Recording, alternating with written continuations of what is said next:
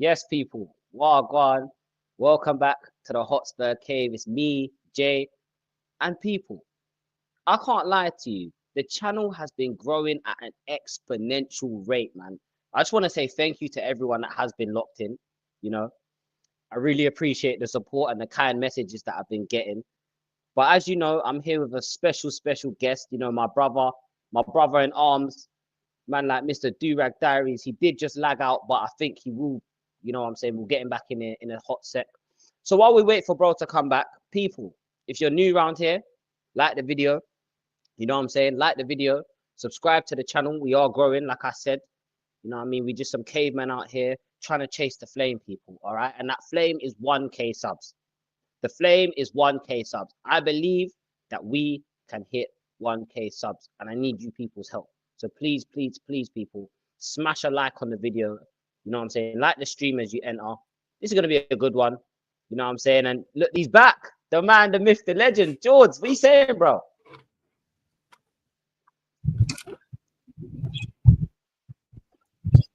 What are you saying? What are you saying? What's good, people? Yeah, man, it's good to be back on the channel. You already know where it is. You say road to 200. Man's growing.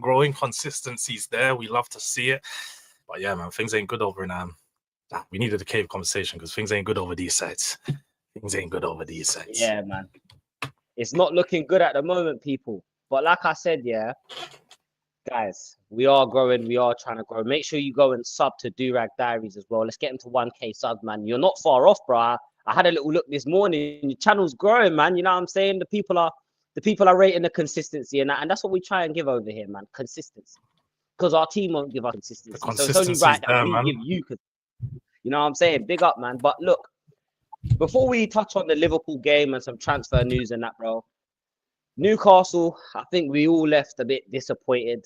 You know, few dodgy decisions. I think the team played well. I think we genuinely played well. I think it's harsh to be really critical on the I saw you in my chat. Don't act like I didn't see you in my chat yesterday trying to grill me up for saying that. Nah, bro. No. Like, listen, I've had a lot of time to like cool off, and I actually watched back the full 90 minutes. You know what I'm saying? I watched back the full 90 minutes just to kind of get a bit of a better understanding of what I was witnessing. Because obviously when you're in the game, you know, the pints are flowing, the food's flowing, you're having conversations and that, so you miss things. But after watching that game back, you know what? I'm not going to sit here and say I'm proud, because I think I find it hard to be proud when we lose, just because I don't like losing. I'm a very sore loser. But I will say there was a few standout performances that I have to, you know what I'm saying? I want to give a big shout out to a man like, let's start off. You know what? Let's start off with, I want to get your thoughts, bro. Who do you think for you, yeah, was a standout performance in that game for us? Obviously, you know, Newcastle, but for us, who do you think stood out, man? It's a good question. Good question. Because obviously when you look at the game, there's a few decent performances. I think Bergvall, definitely, he was class. He obviously had the moment at the start of the game that let him down a little bit, but for the overall performance that he gave, he was class before he went off. Jed Spence was really good for me. I can't even lie. I was really impressed with Jed Spence. He played out of position in both times, in both halves, and he was competent. I don't feel like he let Murphy have too much joy down the right-hand side in the first half. And then at centre-back, I can't even lie. It looked better. He was more comfortable than Dragusin. It was dark. Like, I was sitting there thinking, raw, like, why do we look more fluent and more better at the back now that we've got him there? But yeah, no, for me, I'd definitely say Spence or Bergvall, innit? Some of the young kids. What about you? For me, bro, Brandon Austin, man, give yourself a pat on the back, bro. Where has this guy been? Like, honest to God, where has this guy been, man? You know what I'm saying? For some reason, it's not letting me put my camera back on. Oh, there we go. I'm back. Oh. Yeah, there we go. I'm back. But yeah, for me, Brandon Austin, man, I can't lie to you, George. This guy, he deserves to be at a club that's going to appreciate him, man. He doesn't deserve to be at our club, bro. I thought he was excellent. I think something that we've been lacking in that goalkeeper position is someone that can come out, claim crosses. He's very confident at claiming crosses. Shot stopping does leave a little bit to be desired, but again, he doesn't really get that many minutes, so it's very harsh for me to, you know what I'm saying? But yeah, man, But I'll don't be you real. think that for Brandon me, Robinson. like when I look at something like this, yeah, when it's an academy kid, he's been at the club for 17 years. So he's been there since he was like 8 years old. He's come through the ranks. Yeah. This club has seen the limit of the potential of what he can bring. He's 25 years of age. Let's be honest, he's the same age as me, bruv. Like at this point, I know my football career is done. I know he's playing at a top level, but if you're not playing for Tottenham at this point, you know you're not, like, your football career at Tottenham's done there. So I think it's been clear to see that none of the managers have rated him enough for him to be in a starting spot or anything like that. But shout out to him. He did get the man of the match performance on given to him by the commentators, even though he lost. Big debut. And yeah, man, hopefully he does get a move eventually to a big club that I'd appreciate him more. But I think, to be honest, he's more than comfortable knowing his role as third goalkeeper. And I can't lie, I looked into it. It makes sense. Man's getting paid like 15 racks a week to sit on the bench and train. He ain't gonna go play for a championship club and get paid less. Let's be real, bro. Like, that's where it's at right now. And money talks. I can't blame the kid. And finally got his appearance. Shout out to him. Yeah, man. I Say the think, kid's look, same age, I think, look, yeah. I don't want to be harsh. I don't want to be harsh, but he hasn't got a place at Tottenham, man. Because at Tottenham, we don't really appreciate, the youth. I believe we have a massive youth problem in terms of actually using the young players and giving them time and giving them, opportunities. But I want to move on from the goalkeeper. You know what I'm saying? We'll go through the 11. Spence started at left back. He's not a left back, as we know, but again, with the injuries that we've got, we didn't really have much of a choice. I mean, we could have started Reguilon there, but yeah, I'm not sure any of us really trust Reguilon like that. To be fair, he looked good when he come on, but what did you make of Spence, bro? I thought Spence had a good performance, man. Yeah, man. Like I said, I think he's fairly decent down at left back. Obviously, Murphy got the better of him for the goal that they created, but more than anything, you're looking at Solanke as to why he lost the ball in that position, doing stupidness, trying to do a skill in our first half. So you're not going to blame it on him. And ultimately, you see the Solanke mistake, the Dragusin mistake. You're not going to look at Spence there because there's two things that happened out of his control that should have prevented that goal from happening. But he had a decent performance in it. It wasn't a standout one for him. He's had better ones in the game with us, but just for that game in particular, he played out of position twice, and I feel like he didn't look out of place. Yeah, man. I think, look, bro, Jed Spence is another one who we've all been really, really desperate to see get some minutes. You know what I'm saying? Get some minutes under his belt because he's got potential. We knew this from when he was at Middlesbrough, bro. Do you know what I'm saying? We knew that there was a player there. It's just about giving him the opportunity to show the ability that he does have. And that is one player that I would say I'm really proud of, man. Because look, if I was him, I would have left Tottenham. I actually would have left. I would have said, bro, bun this club. They don't appreciate me. So he's one player that I would say, you know what? Fair play. And being asked to play out position is not nice. I play Sunday League and I play on Saturdays as well. I play in the 10. And the last game we played, I had to play left back. And I didn't like it at all. You know what I mean? I was getting skinned up by the wingers, bro. I'm not going to lie, because your boy ain't got no pace like that anymore. You know what I'm saying? I'm getting old. But yeah, man. What did you make of Radu Dragon? Obviously, he had to come off at halftime. I'm hearing he went into the change rooms and basically just collapsed. So what did you make of Dragusin, bro? I don't even want to get onto him. I can't lie. I don't even want to get onto him for this game. I heard he was ill. A lot of the players were suffering with illness, but he was definitely one of the ones that you could tell just wasn't up for it in the first half. And yeah, but if the truth is that he was ill, like many of the others, can't get onto him for the performance. Innit? I was angry on the day. I did say it was disgrace and so on, but ultimately, I feel for him. I do feel for him, and we literally don't have any centre backs, so these guys were forced to play. Because that's all we had available. So I'm not really going to look at him and be like, yeah, that's a performance I'm going to be too worried about. He should be able to come back from it a lot better.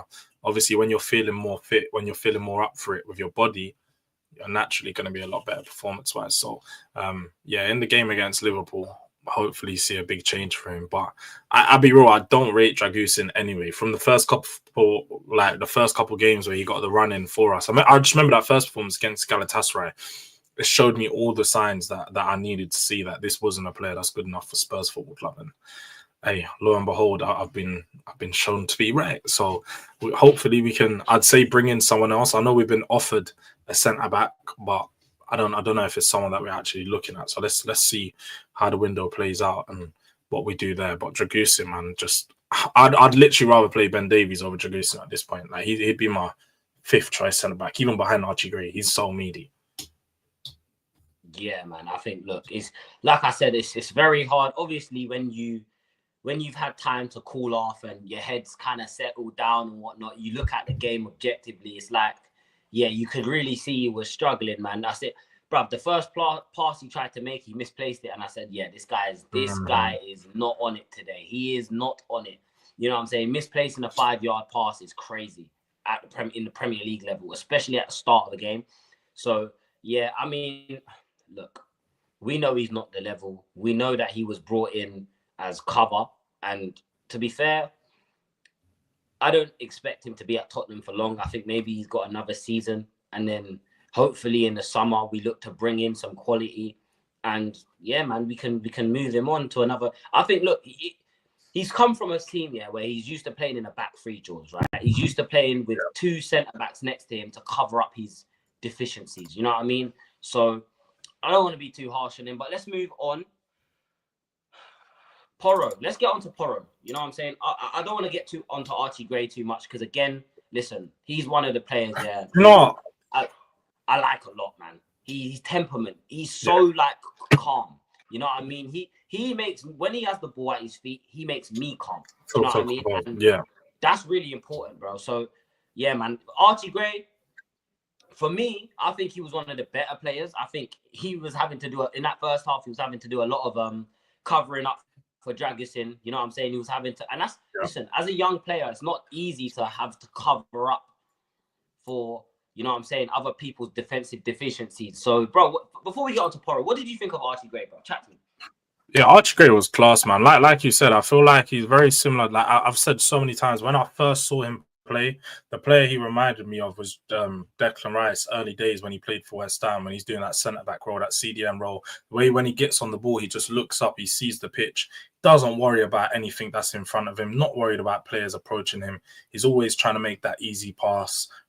So comfortable on the ball, and his decision making, like I said, he's so composed and he knows what he's doing, and he doesn't get rushed into doing something like Dragusin does, sort of thinking on his feet. He doesn't feel comfortable in those positions, whereas even when he's got two players pressing him, he's turning, he's trying a little skill, and then he's going to try play it out. Archie Gray doesn't look phased by it at all. So yeah, definitely a player for me who when people are getting onto him saying, oh, what are you doing, Archie Gray at centre back, there's other centre backs, I'm like, I think Archie Gray's been pretty good.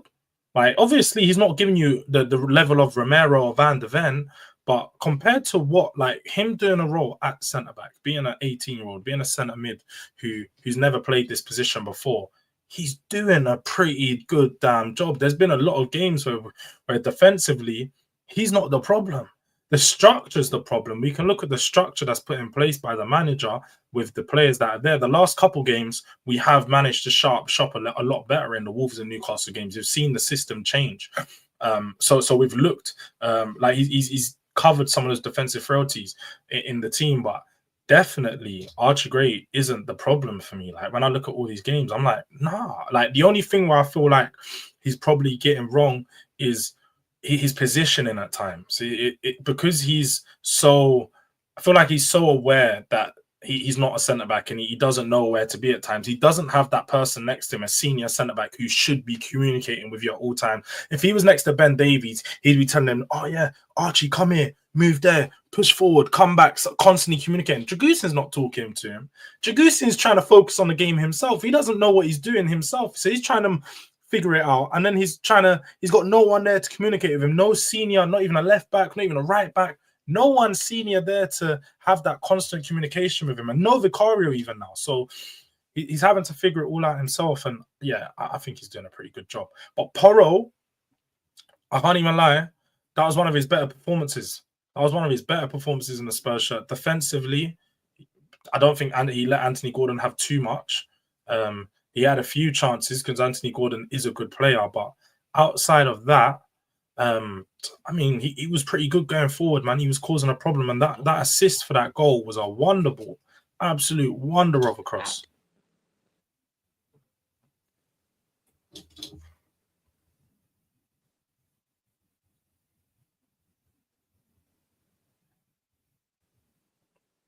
Have I got out? No, I think you've got out, bro.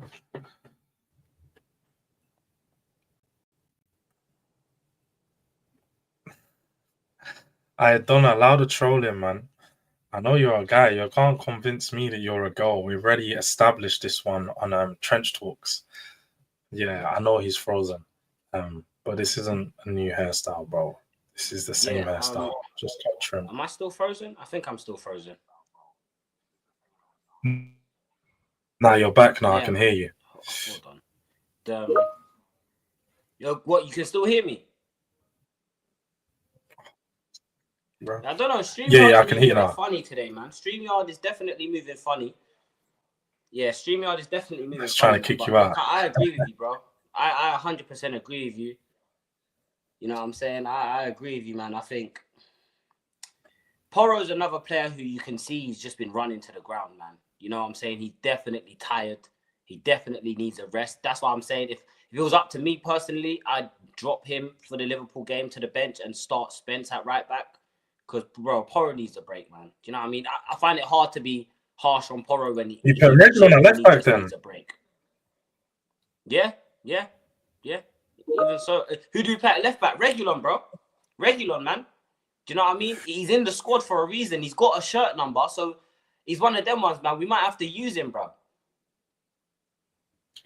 I hear it. He never used to be terrible back in the day. Like I was actually a fan of him when he first came into the team under Mourinho, but I just think after season of seeing him, he's got so many defensive issues. He gets beat so easily.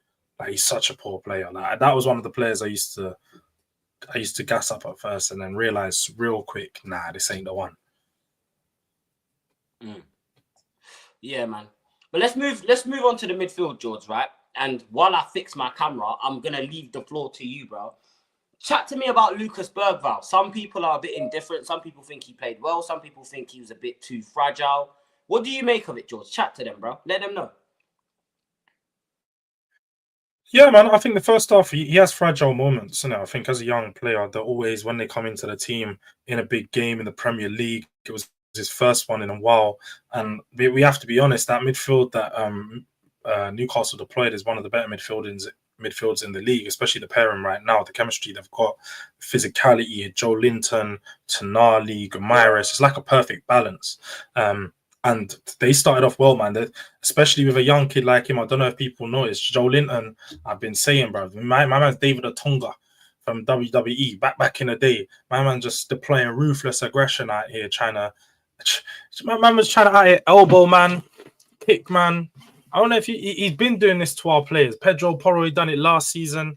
Yeah, man. So they just had midfielders out here. They weren't trying to play football. They were trying to play wrestling. And early in the game, they put one into Bergvall. So I think physically he might have got a bit shook for a bit. But once the game was warming up and he found his feet on the ball, he was just gliding through the midfield, man. Those players couldn't stop him. You see how swift he moves on the ball. He's very similar to James Maddison with the technical ability where he can just slowly just push it past players. He doesn't have to blow past like a Kulusevski and run past them with that physical running power. He's just very, very elegant with it. Everything he does is just really nice to watch on the ball, on the eye. He's a great for me. I'm an eye test. People call me aesthetics merchant. Yeah, I am because I watch ball with my eyes. I fell in love with the game watching players like Ronaldinho, watching players like Kaká. Real ballers. So when I'm now having to watch these system robots, these Mohamed Salahs, these Haalands, and being told that how world class they are, my head's gone.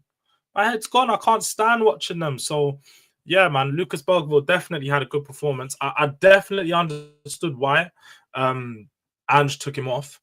I did think that Johnson should have come off, though, because as we saw late on in the game, Johnson gets the opportunity to score, and it was I don't know whether he was put in two minds whether to cross or shoot, and he just licked it across the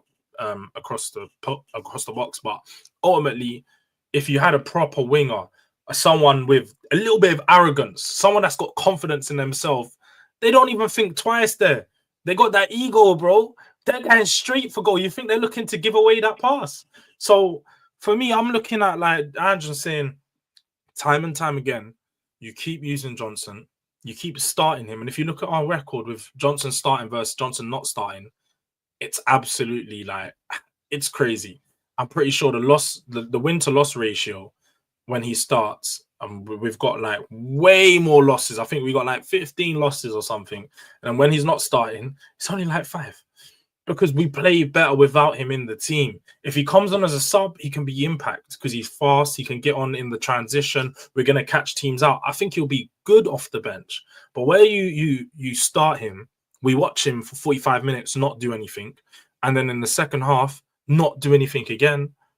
I'm just tired of it. Like, I either and wants his job gone, or he's just out here just Brennan Johnson and inshallah, my man's bagging goals. So clearly he thinks it's working. He's trying to do the GA thing. Where, like, you might see me do a GA thing on some channels sometimes, but just know that's banter, bro. That's agendas. Agendas have to run.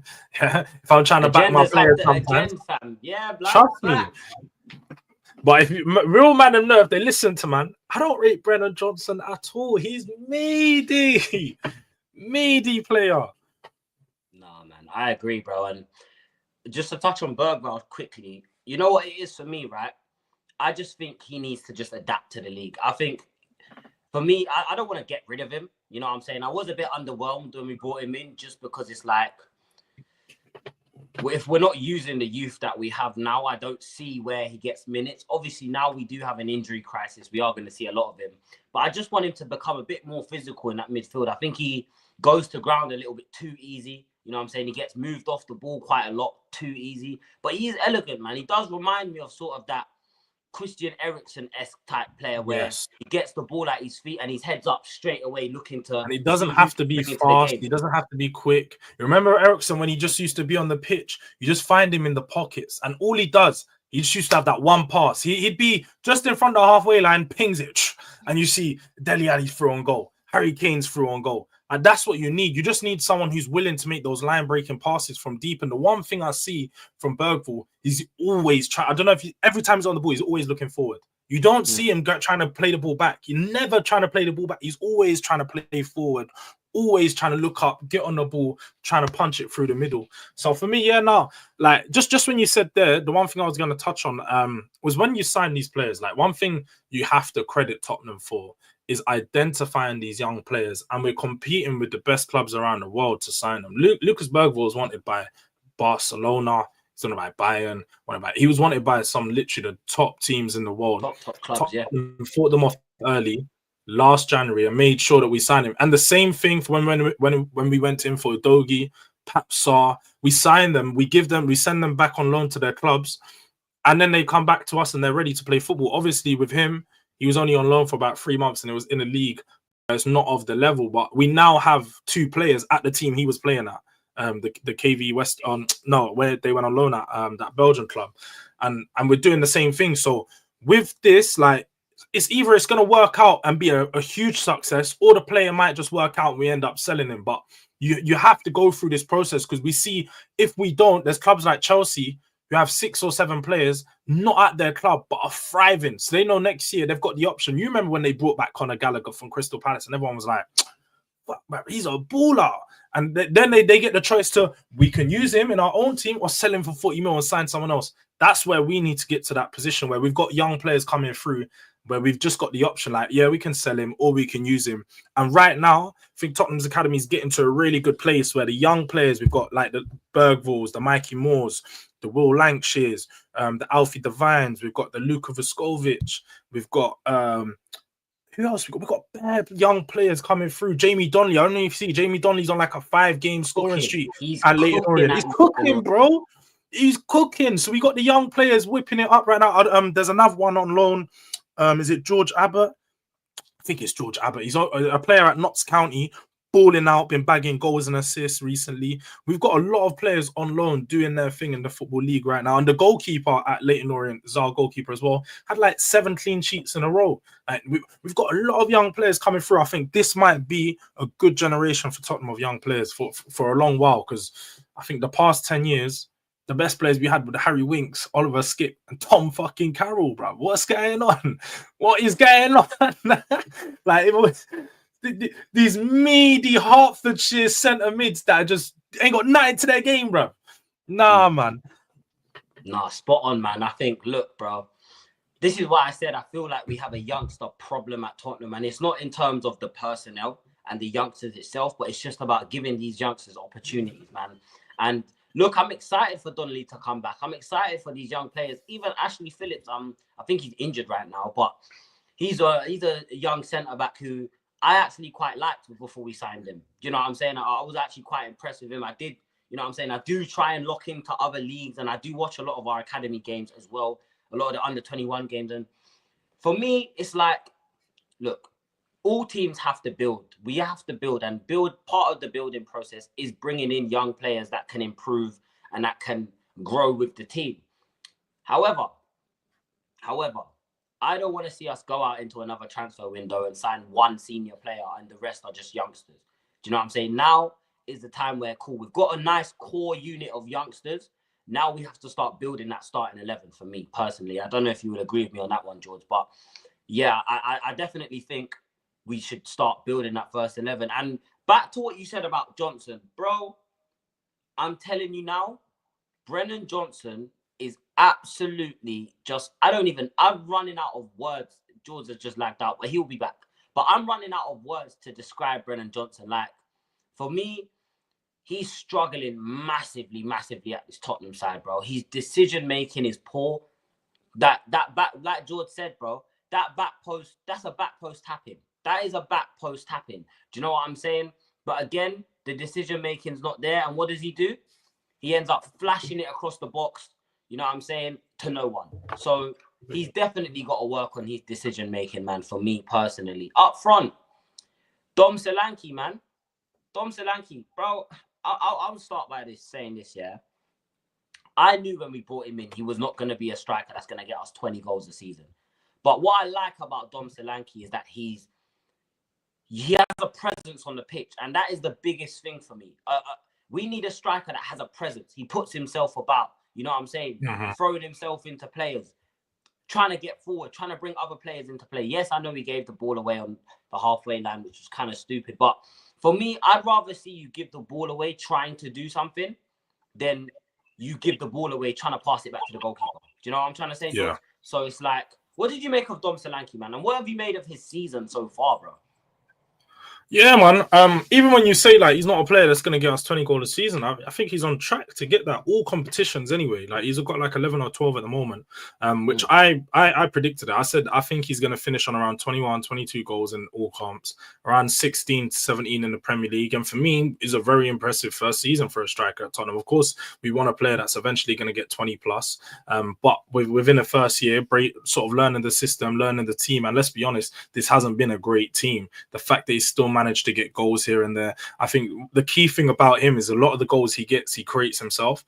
A lot of them haven't been us playing him through on goal. He doesn't get a lot of chances. The weekend, that was the first time you actually seen the ball being whipped in from at a good point. And like they've clearly worked on that because there was a few times that game he had quite a few headers. And they've started to realize, yes, Dom Solanke can be a threat in the air. Because I think early in the season we kept whipping in crosses, but there weren't no movement from him or from Porro. There weren't no communication. It was just, let's put the ball in the box. But you saw the movement from him from that goal. He dropped inside, dropped the shoulder, left the defender that side, come in and snuck. Really, it was a really clever run, man. I can't even lie. That was a proper striker instinct to find that goal.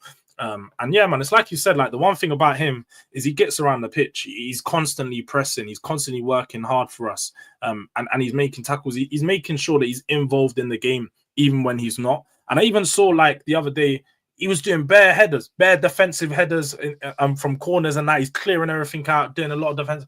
He's one of those players, very similar to Harry Kane in that regard, that he's going to work hard all over the pitch and constantly. But I think he definitely needs to work on his hold-up play a bit. I was impressed with it a bit more at the start of the season, but I think I'm starting to realize he needs to be a bit more physical. He's a big 6'2", 6'3" guy. Probably needs to put on a little bit more weight, be a bit stronger in defenders because he's going to have big defenders that he's going to have to battle. I need to see you be like Lukaku at times. I need to see you bully a defender, put your arm up on a defender, shrug him off, shoulder, and then turn. I'm not seeing that from him. Whenever I'm seeing him do the hold up, man, I'm just shrugging him off, getting in front, or he's doing a bad Snoop, first man. touch. Yeah, what? Yeah, like I need to see him be a bit stronger in the hold up play because he wants the ball to feet a lot of the time. So if you want to come in deep and want the ball to feet rather than running in behind, then you've got to add that to your game, innit? Yeah, no, spot on, man. And like I said before, bro, I've been impressed with him because, look, as a striker, yeah, anyone who's played football knows, as a striker, when the goals aren't flowing, it's very easy for your head to drop. It's very easy for you to lose confidence. But I think even in the games where he hasn't scored, that's one thing I like about Dom Solanke. You don't ever see him get stroppy or get an attitude or nothing like that because he wants to be at Tottenham. He wants to play for the club. He wants to play for the badge. You know what I'm saying? And he's a player that I really want to see do well at Tottenham. I think he's one for the future. That's definitely going to be a very, very instrumental part of any success that we bring to this football club, which is very, you know what I'm saying? Yeah, but let's move on. Timo Werner, before we get on to this Liverpool game and a little bit of transfer news, I know George is going live straight after this, people, so make sure you head over to Durag Diaries. Make sure you go show him some love and subscribe to bro, because it's free. I keep telling you, people, this is free entertainment. You know what I'm saying? And 2025 is the year of the content creators. So, big up Mally Talks AFC. Wagwan, my bro. I hope you're well, man. Let's get on to Werner, man. For me, I call Werner a gun with no trigger. Timo Werner is a gun with no trigger because the brother can't shoot. Like, the guy can't shoot. He tries to make things happen, which I appreciate, but he's just awful, man. And the quicker we get rid of him, the better. George, let me know, bro. What did you make of Werner? Him and Brennan Johnson are just like, what do you call them? They're parallel lines, bruv. They're literally parallel lines. They're always running opposite each other and just straight lines, but it's never ending. It's never coming inside. It's never gonna go towards the goal. It's always just opposite. It's one way he goes this way, they're just opposite. All they know is just to run away from the goal. Watching them play is just having both of them on the pitch. It just hurts my head. Like it hurts my brain. Like the amount of times that the attack just breaks itself down because the ball's getting out to them. Brennan Johnson's knocking it past the player, doesn't beat him. And then you see Werner do the exact same thing. He does this like same move where he does like a little hop skip, puts it past his man, and he kicks it off the pitch every single time. And I'm like, bro, do you not know like you don't have the facilities for certain things? Have you not learned training every day, every week? These guys are real footballers. I'm a baller. I know what I can, what I can't do on the pitch. I ain't got the pace to try to take man down the flank every time. So I'm not gonna try to do that. Werner, you got the pace to it, but you ain't got the facilities at your feet. You ain't got the tech. So why do you keep doing it? I don't know if he's in training and he's whipping it top bins every time when he's doing it or something. Because again, every time he's on the edge of the box, he feels his knees, wants to cut in, shoot. And sometimes I'm getting my hopes up because I'm seeing him. He beats his man, and then it's over the bar, wide, over the bar, wide. Or worst of all, just kicks it along the floor, and it just rolls itself like into a defender or into the goalkeeper. So literally this. Like neither of them can do their 1v1. And this is when I get onto people and say, this is not Ange. Ange does not like these wingers. These are anti-Ange ball players. Ooh, Son maybe not so because Son can play a pass. He actually has the football IQ to in the final third when he can't beat his man. He knows that he can do other things. He knows the limits of his abilities because he doesn't try to run down the wing with his man no more. But Johnson and Werner, they don't know what is the limit of their capabilities. They're all just out here freestyling in the game, not having a clue. Yeah. And afternoon, bro. I hope you're well, man. He says, I'd like to see Porro as a winger and Spence as a right back. You know what? That's something that I'd be intrigued to see, man. I'd be intrigued to see. I know in the academy, Porro did play as a right winger in City's academy. You know what I'm saying? He was a right winger. He was moved to fullback because he was in a system where they didn't play with wingers. They played with two wing backs. So, yeah, man, that is something that I'd like to see. Mali says, how's Odebert one-on-one? Listen, Odebert, I'm praying this guy can find the fitness. I know he's been set back I think they said another month. So it's not looking good for him. But Odebert, for me, in the few appearances that I did see, and we'll get on to the Liverpool game next. Odebert is the type of winger that I want to see at my football club. Yes, he's still young, so he's still very raw in terms of you know what I'm saying, his output and stuff, but he's direct. The games that he did play at the start of the season, driving at his man, trying to take him down the outside. If he can't get down the outside, I'll cut back in and try and whip a crossing, or I'll try and smash it across the goal. Do you know what I'm saying? And these are things that I really want to see from my wingers. And you made a brilliant point where I don't think these are Ange wingers. That Brennan Johnson is the one signing that I think I'll sit there and say Ange definitely didn't want him. Ange definitely did not ask for Brendan Johnson, bro. Do you know what I'm saying? Especially for the price that it cost, man. The Brennan Ridiculous. Johnson one, I think he did. That's the weirdest thing. I think he did ask for Brennan Johnson because I'm pretty sure when we signed him, he was like, "No, this is a player we identified early that we really like." Da, da, da, da, da. What I do know is in reports that recently come out, Fabio Paratici identified Brennan Johnson as a player, but I don't know whether it was the team identified, offered it to Ange, and he was like, "Yeah, I can do this," or whether it was Ange wanted this player. The amount that he plays, it leads me to believe that Ange likes him. This is Ange's son, but the way that he plays, it's anti-Ange ball. So I don't know what he sees in him. Yeah, man. I agree. Big up Eric Bergstock. He says, I wanted Neto and Sancho for Ange in the summer. They would have been perfect for him. Sancho especially, man, because, again, Sancho is very versatile. He can play in a false nine. He can play off the left. He can play off the right. He can play in the 10. You know what I'm saying? And, again, I think that's a big problem that we have at Tottenham, where we use players out of position, but they're not naturally inclined to play in different positions. I think the only player that we really have that is quite versatile in the positions that he can play is Decky, because Decky can play as a fullback, Decky can play as a right winger, he can play as an 8, he can play in the midfield, he can play up front, he can play off the left, off the right. So yeah, man, I think Decky's really the only real versatile player that we have at our football club. And I think that's definitely something we need to look into, especially this transfer window. I'm hoping we can hold on to him. Give him that. Listen, if it was up to me, give him that captain. Take the armband off Son, or make him vice captain at least. But make him a part of that leadership team. Because what I see from Decky is he's the only player that wants to make things happen on the pitch. He's the most vocal. When you're at the games, you can hear him. You can hear him from the stands screaming at the top of his lungs to try and get players to start moving correctly. So yeah, man, I love Kulu. Like you said, Johnson, I don't know, man. I've run out of patience. Obviously, I did feel a little bit bad when he deactivated his Insta, but then I realized you're on millions of pounds a year. I don't care that you deactivate your Insta. You're not bagging goals, and unfortunately, the fans have a right to call you out because we're the ones that have to pay money to watch you spank the ball into Rosette every week. Do you know what I'm saying? Or run the ball out of play. So, look, Audio Artisan says, I'm sure Ange had no idea who BJ was, lol. They both can play on either flank, which means they should switch. If we want traditional, yeah, man. I don't like this whole inverted shit, man. I think we overcomplicate things too much. Like, let's simplify the game a bit. Just get some fullbacks that play fullback, some wingers that play wingers. You know what I'm saying? Some midfielders that are just gonna sit in the midfield and just keep that compact and sweep up. Yeah. But yeah, man.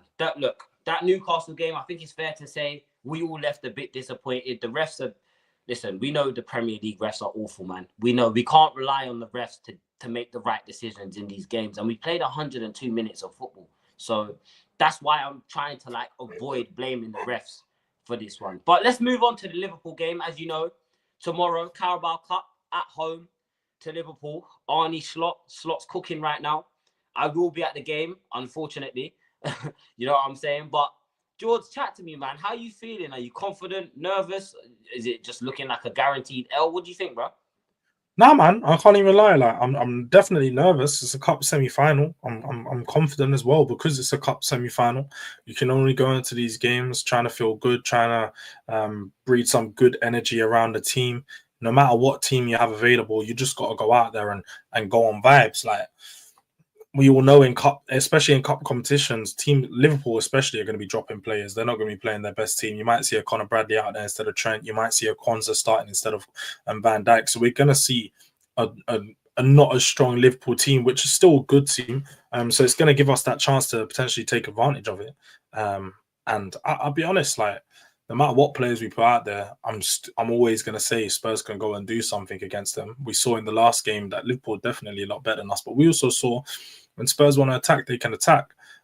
So I hope someone's back from injury. I've heard Mikey Moore's back in training. I heard Richarlison's back in training, and the new goalkeeper was in training as well. So we've got a few options and a few attacking players that are going to be back, which we've needed because Mikey Moore gives us another option as opposed to Johnson and Werner, and then Richarlison can come into the middle and give us something off the bench. So yeah, man, we've got a few players back. We've got a Liverpool team that I'm hoping is going to be weakened from the weekend, and I know this is me definitely clutching at straws, but Arne Slot, he was talking about how he wants to see Spurs win some. Maybe he's hinting that he's willing to let us have this Carabao Cup. I don't know, but he said he wants to see us win some. I want to see us win some. So do us a favor, bro. Do us a favor.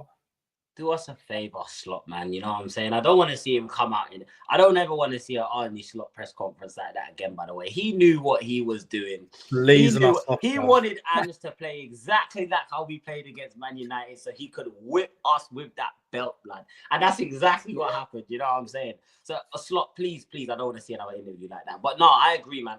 You know what I'm saying? I agree 100%. I think they might put out a weakened squad just because the amount of games this season has been ridiculous, bro. Like, the amount of traveling I've had to do to go and watch some of these games is ridiculous, man. Like, you're at the Lane on Saturday, you go home, you're back at the Lane on Tuesday night. Like, it's a bit weird for me. But yeah, man, I think we have to go out there and really try to do what we can to stifle them. The crowd definitely needs to get up. I think the crowd is going to play a big part because you've been in the stadium this season. A lot of the time when we concede a goal or someone misplaces a pass, you can kind of see that there's a bit of nervousness around the stadium. Everyone's a bit like, whoa, like, you know what I'm saying? It goes quiet. And that away end, I've been saying for a long time, our away end is too big, by the way. They need to cut that down. There is too many fans in that away end. Sometimes it's louder than the whole stadium put together. Like, do you know what I'm saying? But no, in terms of Liverpool, I do want to see Mikey Moore start. Because I think if we start Mikey Moore, he's definitely cooking. If Trent starts, he's cooking Trent. The way I see Dallo have to send Trent to Madrid, bruv, it's safe. Dallo basically gave Trent his boarding pass and said, see you later, mate. See you later, mate. Do you know what I'm saying? And Mikey Moore, he gives us that. The cameo he made against, I think it was Ferencvaros away, I think it was. Yeah. When he made that brilliant run and he slipped Werner in. Of course, Werner's not going to bag, but yeah, man, I definitely want to see him. Big up Views on Sports. He says, what's good? We're all good, man. You know what I'm saying? We're here just trying to be positive for the game tomorrow, but it's not easy, but you know what I'm saying? We're here. We're live for you lot. We're talking some footy, man. Mind games. Yeah, it was mind games from Slot, man. He knows what he's doing. He's smart. Hit the like, gang. Yeah, word to Views, man. Hit the likes, people. You know what I'm saying? If you're entering the stream, or even if you're watching it on playback, smash the like button, man. You know what I'm saying? Does wonders for the channel, Matt. Yeah, big up. So, thinking about this starting 11 that we're going to put out, right? What do you make of our starting 11? What do you think we're going to put out there? I think we're probably going to see. I think he's going to go with the same starting 11 at Newcastle, very similar to that anyway. Well, I think we might see Madders back into the fold. He's suspended. Do you know what? I feel like Madders it's very hard to do. Suspended. Oh yeah, Madders and Sarr suspended. Yeah, that's it. Yeah. Madders and Sarr suspended. So it's going to be Basuma, Bentancur, Kulusevski in the midfield. Don't think Bergville will get the start for this game because we're going to need the bodies. We're going to need a strong midfield against them. So I think Kulu, Bentancur, Basuma, the back line is going to be the same back line of what started on the weekend. I think we're going to see the new goalkeeper come in though. I think you might go a Fraser 4-star. Just because for continuity for now for the competition, maybe. But I'd like to see the new goalkeeper come in because if he's brought in to be competition for Vicario, then boy, he should be chucked straight into the fold. So I'd like to see the new goalkeeper start. And then the front line, this thing, Mikey Moore's been away ill or been suffering with illness. So I don't know if that's impacted his fitness, how much he's been training and so on, and what he was actually out with.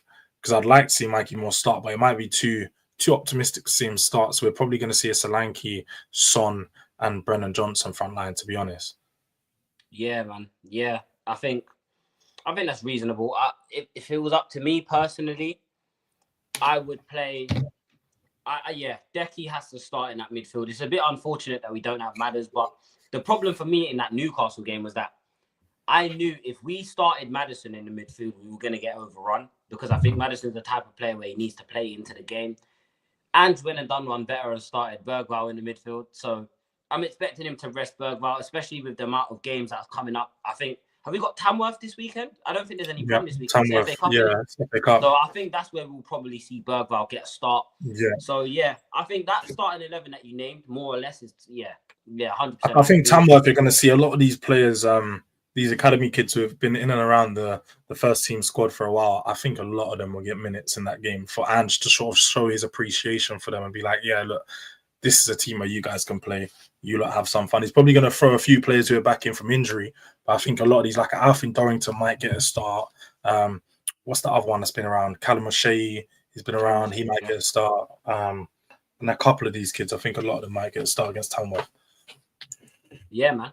And you know what? I'd like to see that. You know what I'm saying? After this game, look, I'm not confident, but I'm hoping if we can even hold them to a draw or even, a 2-1 or a 1-0 win, and we go to Anfield, listen, for me, and please, if we are leading this first leg, I don't want to see 7 players flying forward with 5 minutes to go. Please, I don't want to see it, man. Please, and if you're watching this, which you're probably not, please, brother, just adapt a little bit. You don't have to sacrifice your morals and your principles, but just show a little bit of adaptation. Show that you know what I'm saying, you've got a bit of versatility. You know how to manage a game throughout the game. Do you know what I'm saying? And Views has a question for us, bro. He says, do you boys believe there's too many games or have the clubs not prepared well?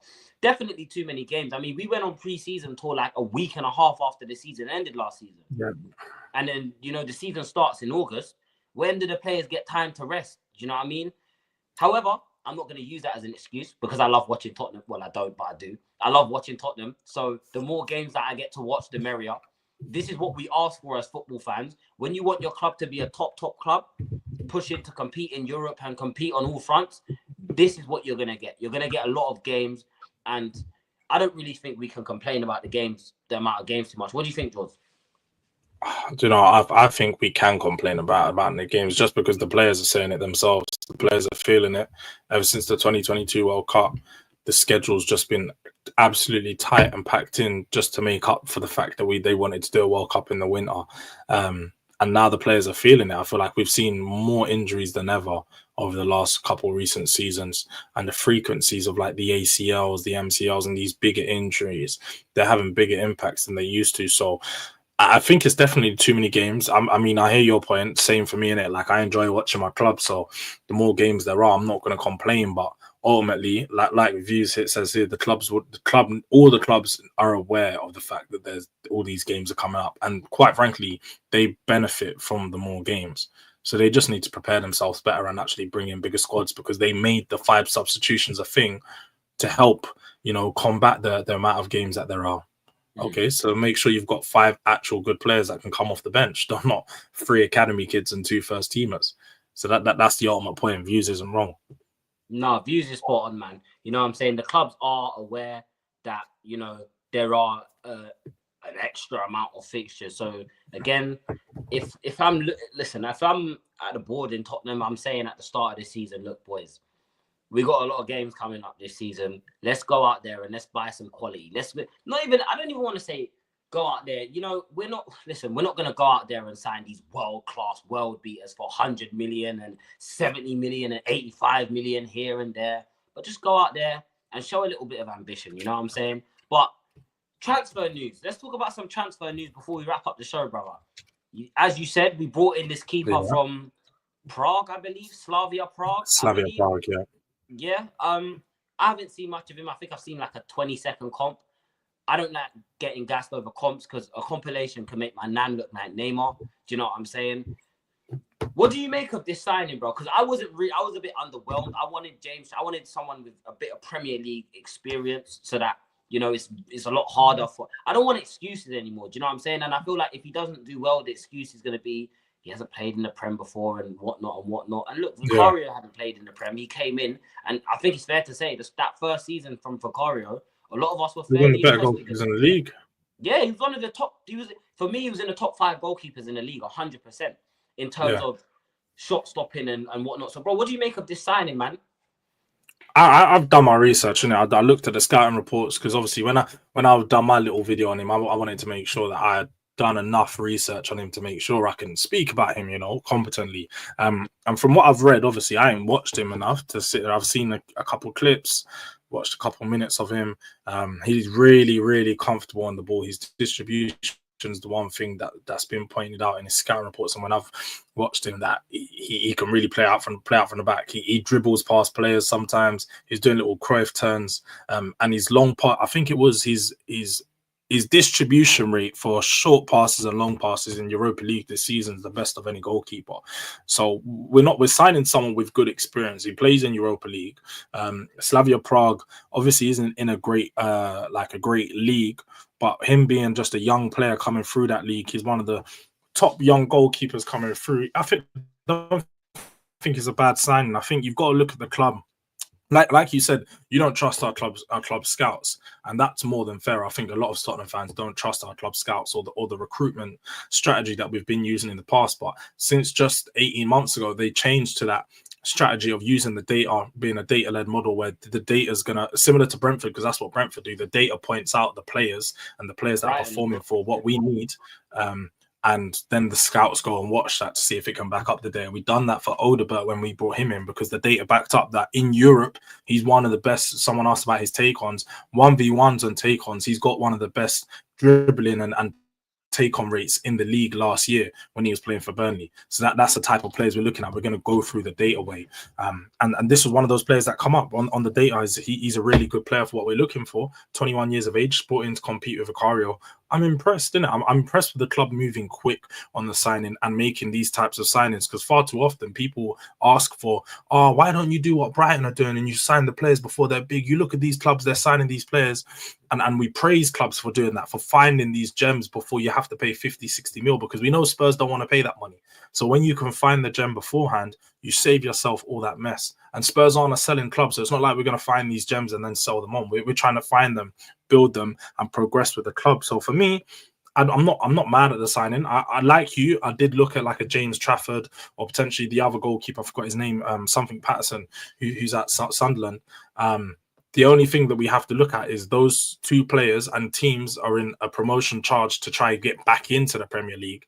It's going to be tough for us to ward away their first team goalkeepers and tell these goalkeepers that probably after 1 month, you guys aren't going to see that much football. Like, we've got a goalkeeper. You guys are just coming in to be our backup after they've already made moves. So those deals are probably looked a lot more difficult to make happen rather than this one where you bring in a goalkeeper who knows his role and is going to try compete, but he understands that he is the second goalkeeper right now. Yeah, man. And like I said, for me, my first thought was when I saw it, I think I was already in a bit of a bad mood from the Newcastle game. And when I was in the stadium, it got announced that we was like very close on the verge of signing him. And for me, I think I was more upset at the fact that I feel like that's a bit of a shot to the heart for Brandon Austin, because it's like you put in this really good performance against Newcastle. You know, you get man of the match, and then the next day we bring in a goalkeeper. So it's like he knows now he's not getting any minutes. And Eric makes a good point here. I do trust the data. Like that whole model of, analyzing data and stuff, it works. It's proven that it does work. You know what I'm saying? It's just the people that we have analyzing the data that I don't necessarily trust, because it's like, are you going to make the right decisions? And Johan Lang, I think his name is, from Villa, who's coming from Villa, he's been under a lot of scrutiny this season in terms of transfers and whatnot. But yeah, man, I don't want to be too harsh on him. We've been linked with Kolo Muani, George, and them links aren't going anywhere. It's becoming more and more concrete. This morning it come out that Spurs have actually made contact with PSG, I believe it is, that he's at right now. They have made contact with his club, and they are saying like, look, we'll take him on loan with an option to buy at the end of it. Is Kolo Muani someone you want to see at Tottenham? For me, he does not fit the model that we have at Tottenham so far. But chat to me, bro. What do you think, bro? Yeah, no, with Kolo Muani, he's not my type of player. He's very similar to Brennan Johnson, as he wants to run off the shoulder, get in behind, and his best season in Bundesliga was doing exactly that, thriving off the high line and running in behind defenses. So he's not the type of player I'm looking at to come in and make a difference for Tottenham. And I'll be honest, like, I'm just like, I'm a bit underwhelmed by it all. I feel like it's just an opportunity signing where we looked at someone who's available on the market and he's a striker. So we're going to look to bring him in. Because it is a loan, I wouldn't be mad if it's generally just a loan, but I'm not impressed by the signing, and it's not going to move me because I wouldn't expect much of him. Yeah, man. And for me, do you know what this means? I feel like Richarlison might be getting moved on in the summer. If we are out here looking for another striker per se, rather than a wide man, because for me, I think the striker position, I'm not concerned about that as of now. I think we need wide players. We need players that are gonna help the striker out, give the striker some assistance. And listen, I'm not a fan of Kolo Muani, man. To me, he's just a black Richarlison. Like, do you know what I'm saying? Yes, we've seen him do well in other leagues. He done well for a season or two at Frankfurt, but again, is it going to move the needle? No. And I think this January window, we need to be looking at players that are going to move the needle, that are going to help us climb back up the table. Because right now, I believe we're sitting 12th or 13th, 24 points. And we was on 24 points in December last season. Do you know what I'm saying? Before that Chelsea game, we was on 24 points after 10 games, I believe. So it's a bit like, right now it feels like the goal is to get 40 points, which is that should never be the situation at Tottenham. You know what I'm saying? That should never be the situation. We should never be in a position where Forest are, I think, 70. How many points ahead of? I mean, Forest are flying. Credit where credit's due. They're like 38 points. Yeah, they're good, like 14, 15 points ahead of us right now. Yeah, man. Like I say, credit where it's due. You know, Nuno's getting a tune out of the players that he has, and that's what I want to see from Ange, man. You know, I don't want to be Ange out. I don't want him to get sacked now. No way. Because we can't see Ryan Mason in charge. That is something that none of us want to see, bro. None of us deserve to see that either. We've suffered enough. You know what I'm saying? I don't even know why he's still at the club, but yeah, man. For me, I think I want to see us go out there and get a centre back. I was interested in Schlotterbeck from Dortmund. I don't know what your thoughts on Schlotterbeck is, but he's a left-footed centre back. He can play on either side of the back four. And he can play as a left back as well, which I think is something that we really, really need to give a doggy that rest, man, because he's been running to the ground, bro. What do you think? Is there any centre backs out there that you think can come in and make a massive impact? None that I've identified for this January window, to be fair, I think are going to come in and have the impact that I think is required. I am like where the team's at with it. I think because we've got our centre backs coming back, we've got 3 of them due back this month. I think it's a case of focusing on bringing in players in that attack and just making sure we can score goals competently. Because a lot of the time, even throughout this period, we would have won a lot of these games if we could just put the ball in the back of the net. So if we can fix the attacking issue, the defensive issues are going to fix themselves in a few weeks. Yeah, I think that's fair. Score predictions, bro. Score predictions for the Liverpool game, man. You know, it's hard. My score prediction is probably going to change so much that the people are going to tell me I'm not consistent. But right now, I'm going to just go with a 2-2 draw in it. I think it might be a bit fair, even-sided. We can walk out with some. Going to be tight, but I'm going to go with a draw. Yeah, I'd be happy with a 2-2, you know. I'd honestly be happy because it gives us something to hang on to in the second leg, man.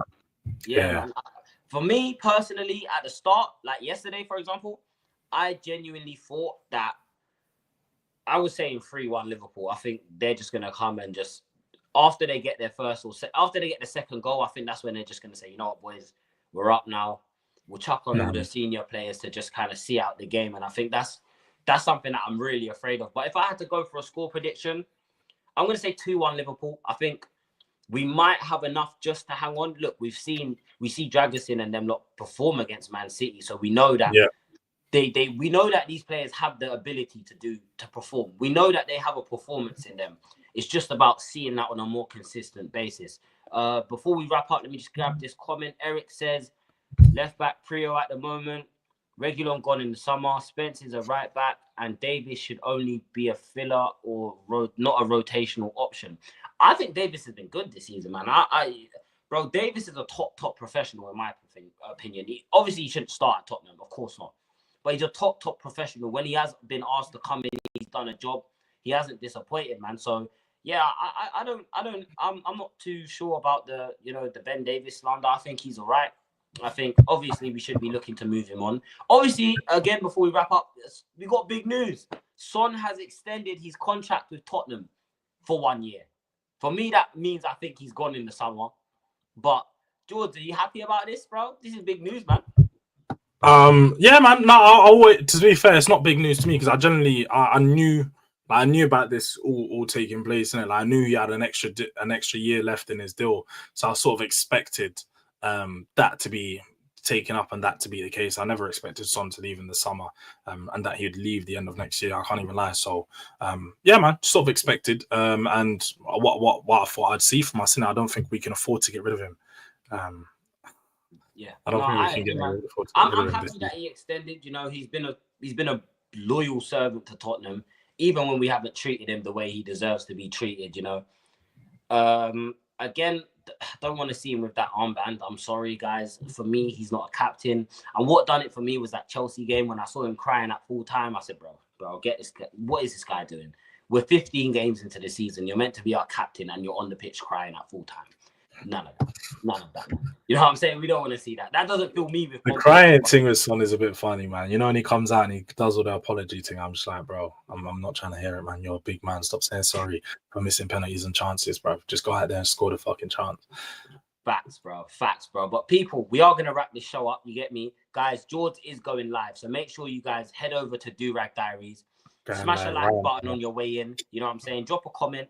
Make sure you guys are subbing to George as well. Like I said, we are trying to get bro to 1K subs. We can get that done by the end of January, people, but we need your help. You know what I'm saying? Over here, we're Mr. Consistent. You know what I'm saying? Me and George are Mr. Consistent this season. You know what I'm saying? We've been non-stop uploads, streams, you know what I'm saying? And guys, I do want to make a quick announcement. I do now have a weekly show with Football Heritage TV. Sava, it is going to be on his channel every Wednesday, 10 a.m. to 11 p.m. We're going to, you know what I'm saying? We're just going to be talking Tottenham. And yeah, guys, I can't thank everyone enough. And I feel like I need to say this before we wrap up. The amount of messages that I've received on Twitter from you guys just saying like, yo, keep doing what you're doing, man. We need more Tottenham creators and whatnot. It really means a lot to me, man. It really does mean a lot to me because it means that I'm doing something right. You know what I'm saying? And I'm still learning. I'm still improving. You know what I'm saying? I'm upgrading my equipment. I've got some people coming to soundproof my room because in this new building, it's hella echoey, man. You know what I'm saying? You could literally hear, I had to close the living room door because you can hear little man in there making bare noise. But yeah, people, that's going to do it for this one. It's been a really good show.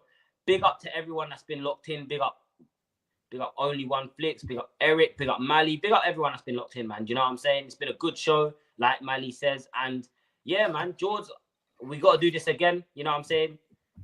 We'll do it on your channel maybe, or even on this channel, man. You know what I'm saying? Yeah, we'll definitely run it up, man. We need to get a show on my channel. We'll sort something out. We'll run up a show on my channel, and yeah, man, we'll message. We're always doing it.